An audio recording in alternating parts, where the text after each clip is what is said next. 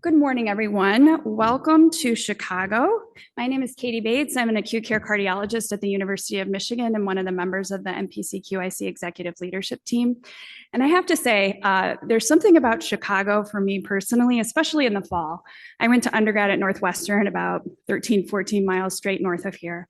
And every time I come to Chicago, I just feel that sense of excitement and empowerment and interest in learning that I hope we can leave all of you with today, at least a little bit. You don't have to connect to my other undergrad memories, but some of that feeling. So we're going to start by giving you a quick update on where each network is individually, and then we're going to finish up by giving you an overview of where we are in our efforts to come together, which we have started referring to as one org. I don't think we were using that term quite as much in the spring, but if you hear us saying that, that's what we mean. It's really about bringing NPC QIC and FON together into one organization. So our biggest news in NPC QIC is that we have a new member of our executive leadership team, Lacey Patterson. Lacey is no stranger to those of us in NPC QIC. She has been a passionate and effective leader of the Tube Bleeding Project since 2016 and has been one of our phase 2 leaders since 2018.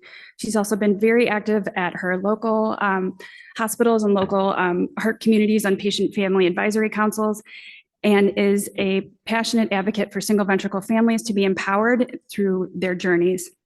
I, on a personal note, have really enjoyed learning from Lacey, who's replacing Stacy. Don't get confused. But I've really enjoyed working with Lacey the last several years and have learned a lot from her. And if you ever get a chance to see Lacey Patterson talk, don't pass it by because she's really fantastic up at the podium. So welcome, Lacey. Also want to give a quick shout out to our 69 centers from coast to coast across the US and one in London in NPC QIC. And then we want to move into our celebrations. We have 4 major areas of celebrations for NPC QIC that we'll go through on the following slides. First up is our surgical coaching program. This is just such a cool thing. And if you think about the logistics of getting one surgeon to another surgical center at the right time to see a neonatal surgery, you can imagine how difficult this has been to pull off. But despite those challenges, we have had 9 surgeon visits in the last year or so. And we have gotten fantastic qualitative feedback from those who have participated about the connections and networking, about being welcomed with open arms, and then the really geeky stuff that has been exciting for surgeons to learn about specific intraoperative techniques, whether it's about cross-clamp bypass methods, all of it. We will be reporting that later once we have more data generated, but the qualitative feedback, again, has been fantastic. And this is one of those projects that I think will extend so beautifully into stage 2 and beyond into the Fontan. So much for us to learn. If you are interested in participating in this project, or your surgeons are, please follow a QR code here or just Google it. And we'd love to have more centers on board and participating. We also take a moment to recognize our research highlights in NPC QIC. This is a paper that I really enjoyed reading led by Kristen Elgersma at the University of Minnesota, looking at patterns of breastfeeding and human milk feeding in infants with single ventricle disease. And I couldn't help but think as I read it, 15 years ago when NPC started, people believed that HLHS babies couldn't grow normally during the interstage period. We just figured they were going to be small, they weren't going to be able to do it. We no longer believe that, right? We know these kids can grow with careful attention and management. And now we've moved on to thinking about what are we feeding them and how might that impact their outcomes. That's an incredible thing for us to be able to say as a heart community.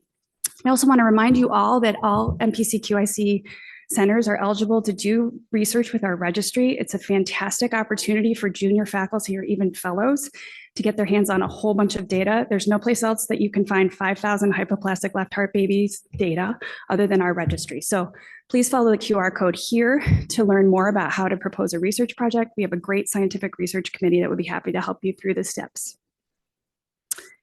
Then we want to move on to center spotlights. And this is a really exciting thing for us. We've finally gotten to the point in our phase 2 registry learnings, like Kiona said, a lot of small improvement leads to big improvement. Did I get that right? Small experience, big experience. Okay. So what we're seeing is more and more centers are popping up as being special cause or outperforming everybody else on our different measures that we follow. In fact, we have 30 of those points where centers are outperforming the rest of the network.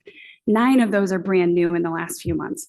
That means there are a lot of experts here for all of you to learn from. And so we recommend that you go to the Improvement Expo today at 2:15 and check it out. See who's doing really well on some of these measures or something that you might be interested in doing better on. This is an example of, or shows the data of our toolkits that we have publicly available on our NPC QIC website. These are the ideas that are helping those centers achieve special cause, whether the centers helped write the toolkits or whether they downloaded the toolkits and started putting them to practice locally. This is what's making the difference for us. So you can see that all 4 of those toolkits have gotten a lot of hits. We actually made the decision to not show the April 2023 point for the pre-op oral feeding toolkit because it was way off the charts. But you can see all of them are getting a healthy number of hits every month. Lots of great data there for you to look at, ideas to bring home to your local center. And in fact, we're so excited about the improvements that we're seeing at individual centers in achieving all oral feeds by the first birthday that we think there may be a future headline that we've actually seen an increase across the network in our babies eating their first birthday cakes without that NG tube in their nose. We saw a shift back in 2019 from an average of 55% to 61%, and we're seeing more and more special cause centers emerging. 18 centers are using the toolkit right now. Another 28 are planning to improve. And like Kiona said, all that small experience is going to add up to a big experience and a big change for these kids, hopefully soon. This also is a fantastic project for you to co-produce with families and really work with them on something that has so much emotional resonance for our families. So if you're not thinking about it, think about it, find Lacey, find another expert and ask them how you can get there. With that, I will hand over to Jack. Thanks, Katie, and good morning, everybody. It is a pleasure to be here to represent FON Outcomes Network and our executive leadership team, and to update on some of the things that that we've been doing and that we plan to do that I think is very exciting. The first thing to announce as well is to welcome Richard James as our family parent representative to our executive leadership team. I've actually known Richard for quite a while. I think we probably first talked even before FON or NPC was formed many, many years ago. Richard is a very thoughtful individual and somebody that we know will add tremendous value to our deliberations. He's got a British accent, so that always makes you sound very smart. And I think everything that comes out of his mouth seems quite smart. We shall see. But Richard, we welcome you to the group and look forward to working together. We're a younger organization than NPC, as folks know, but we are growing and growing quite significantly. I think at a pretty good pace. We now have over 30 members, centers across North America. We initially started with 12 founding sites, and in 2023 added 6 new sites. And it's always exciting to engage with each of these new sites that come on. And both Sasha and Carol and I have sort of taken on roles of meeting virtually with many of these centers. You can sort of feel the excitement and passion and the anticipation on the part of these centers as they join, and their excitement in working collaboratively. And we remain open for additional membership. You know, it is a bit of a goal for us to look at 69 centers that are part of NPC and realize that we're not yet at 69 as far as FON is concerned, but I think that's a reasonable objective and goal. And again, we're somewhat behind NPC, and you'll hear a lot today. We'll talk a little bit in this talk as well, but throughout the 2 days about the convergence and anticipated collaboration between these organizations. Because in essence, we are talking about the same individuals, and we're interested in improving the lifespan of these individuals. What you see here, I'm very proud to show, is a slide Sasha put together, which demonstrates a beginning. And it is, as of September 11th, the number of individuals who are consented and registered into the FON Outcomes Network. So over 400, I think, since this was compiled, there's been another 40 or 50 or so. So we're beginning to see geometric exponential growth in the number of registrants. The red line, I think, is the most important line, because that indicates to you how many individuals, families have actually consented. There's a very rich database that we're collecting on each of these individuals. And so the other 2 lines you see are where we are with some of the rest of the data. which ultimately will reach that red line. But it's the red line that's key. And I'm hoping that that number will continue to, again, grow exponentially as we present this data to you in the future. Just imagine the strength here of having what's going to ultimately be the largest number of individuals with single ventricle from the greatest number of centers, and the degree of variability that one can see from center to center will create tremendous power. And that's what we're looking forward to. Other things that we're doing, we're not waiting to collect 10,000 individuals just yet. There's a lot of work to be done until we reach that goal. And some of the things that we're doing relate to quality improvement. And one particular project that's underway starting right now, we had a very nice, very social gathering this morning, sort of just to get to know a couple of folks that are interested in focusing in on this organ that, gosh, you know, if you would have asked me as a pediatric cardiologist in training that we're going to be paying this much attention to the liver, I would have said, why liver? I would have thought kidney or certainly brain or other organs. All the organs are important, no question. But this is one in particular as it relates to our patients with single ventricle that does require a little bit more thought and a little bit more attention and clarity also. And so we are forming and have formed a QI project related to liver health with essentially 3 domains of objectives here: ensuring reliable assessment and surveillance of Fontan-associated liver disease, promoting consistent education of patients and families and clinicians about Fontan-associated liver disease.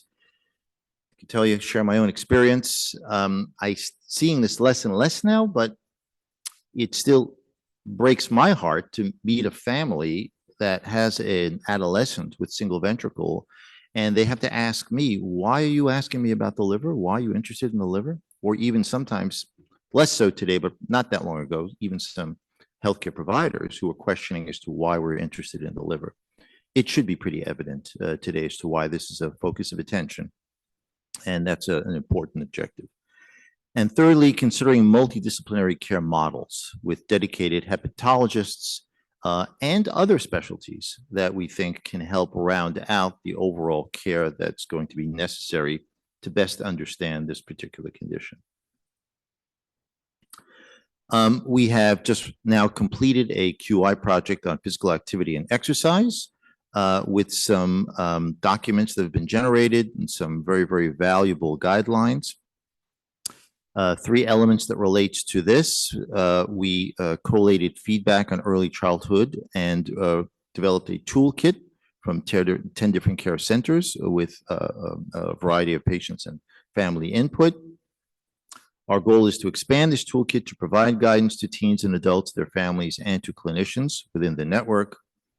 And very shortly, we're hoping to utilize these standards that have been developed to begin to measure and assess collaborative QI efforts in the community. So a lot more to hear about FON, and you will in the next couple of hours.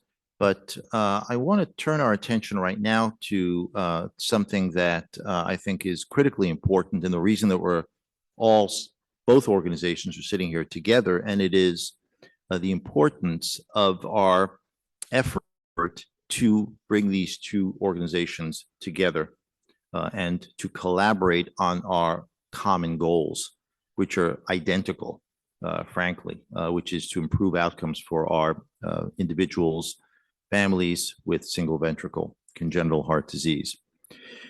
Now, we're not, we don't have rose-colored glasses here. We appreciate that this is going to be a challenge because NPC has been around for a while. It established a base, but we know that you never stay the same age. We all get older, and so ultimately our NPC patients are going to move into the Fontan realm, and that's what's going to drive this effort and the importance of this effort. But we do know that there are areas that we're going to need to work on to make sure that we can have a smooth transition to this objective in the future. And we've broken them down into a couple of different categories. So first is the purpose, which I think is self-evident and pretty clear in terms of why we should be doing this. Another area of interest and discussion is going to be the organizational structure and the governance of this joint organization. Good thing is that we have leaders of both of these organizations who play mutual roles, both from a healthcare provider and patient and family. And so that should help facilitate our moving to that objective of a compatible organizational structure. Finances and resource availability for this effort is going to be key. And thinking about the future of sustaining this joint effort as we move into what we are pretty confident is going to be a multi-decade need for this, which reminds me also of the fact that we need to also continue to make sure that we can train the next generation of leaders who are going to continue this joint effort into the future. There are plenty of regulatory and legal challenges we need to look at and analyze. And I've been quite impressed with the fact that we have the staffing within the Anderson Center and at other individual centers that are members of both NPC and FON that can help us work through that. Here are some of the perhaps fun things, the results that we want to see from this collaborative effort, expanding and enhancing our research capacities, answering important questions, and you'll hear a little bit more in the next couple of hours as well. There are a few sessions in looking at some of the potential research types of questions that we'll be interested in asking. And similarly, quality improvement projects that are going to be enhanced by our collaborative effort. Beginning to identify what we think are going to be the key elements for this data registry, both for research and QI, is ongoing as well, and then community building and engagement between the two organizations. We've started practically to get down to the nitty-gritty of this, and there are a variety of individuals who are here today who have been working on this actually for a while now. We began meeting monthly in May. We had developed an aspirational timeline for the one organization, which I'll share with you in a moment. And in order to create this joint culture, we've commenced a community building and engagement work group and a lifespan data bridge work group to the latter specifically to begin to identify what the key elements are going to be that are of value as we go from fetal neonatal life all the way through into adulthood.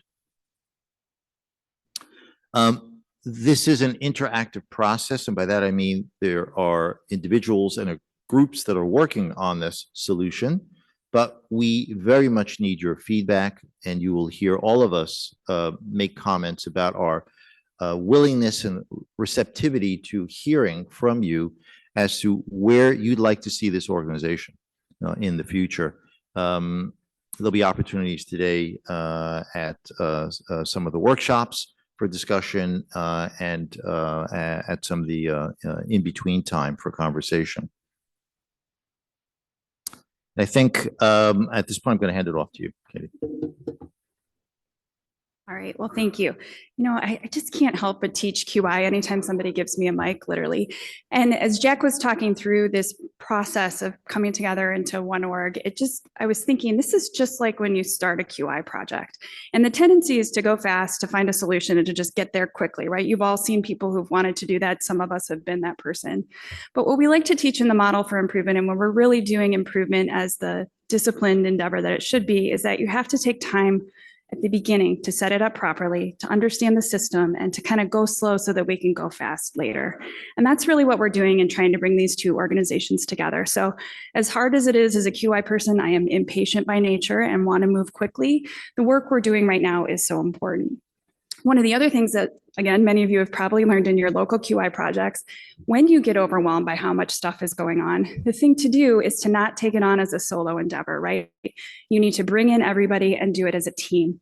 And so I think, as overwhelmed as I got by all those colored boxes that Jack showed, the answer for us moving forward is going to be to have more and more leaders come together in these smaller work groups to sketch out what these different endeavors are going to look like. We are so lucky to have so many passionate leaders in both networks, and it's your wisdom, ideas, expertise, energy that's going to drive us forward. So this is one of the examples of our work groups that have already formed, community building and engagement. Again, easy sell that this should be joint between two networks.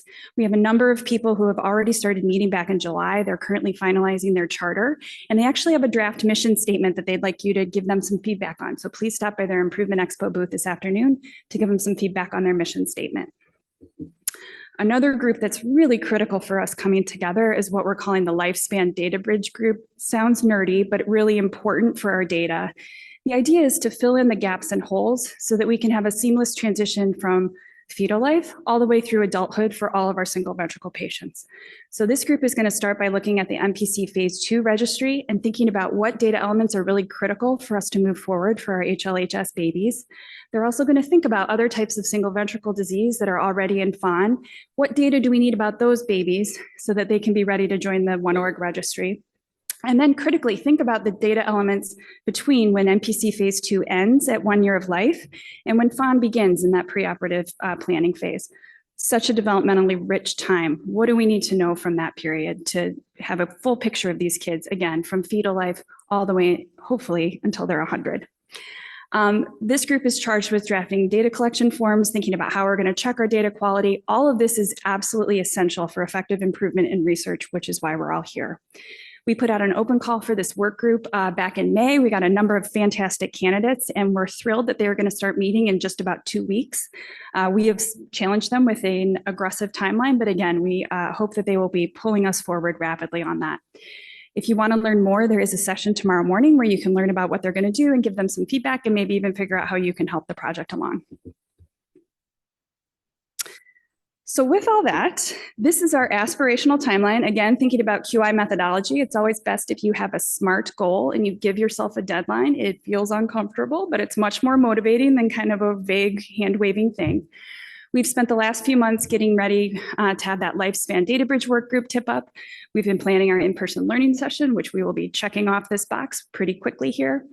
And then in the next 3 months, we're going to shift into actually having that Lifespan Data Bridge work group think about their NPC data forms. We're going to be drafting one org IRB protocol and starting the legal and DUA process. There was a slide about that group coming together, but it disappeared. But that's another important piece of work that will be happening is our regulatory and data use agreement stuff.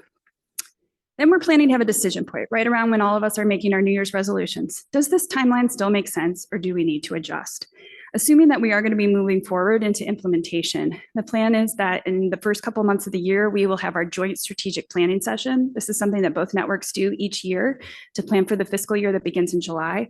What is within scope for our network? What do we have the resources to support? And what are our priorities for the year? So our aspiration is to be doing that together as one organization for fiscal year 25. We then are already, hard to believe, but already planning the virtual learning session for spring of 2024.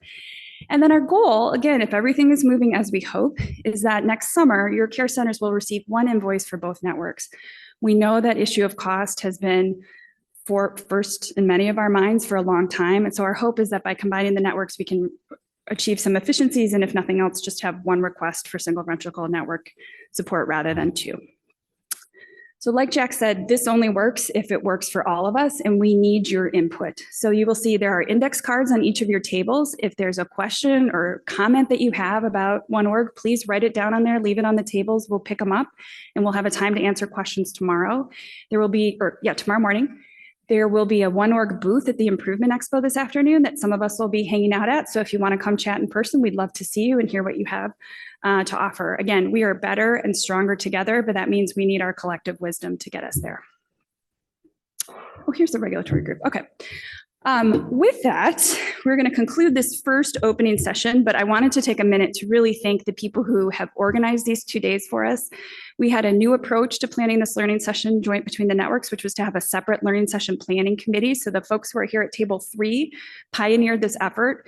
Keona Allen, Joanne Davis, Carol Lannon, Tyler Scheidock, and Tammy Shepard, along with our staff members, have worked tirelessly to plan 2 days of really exciting content for all of you. So we want to thank our planning committee, and please take a minute to thank them as you're milling about this weekend.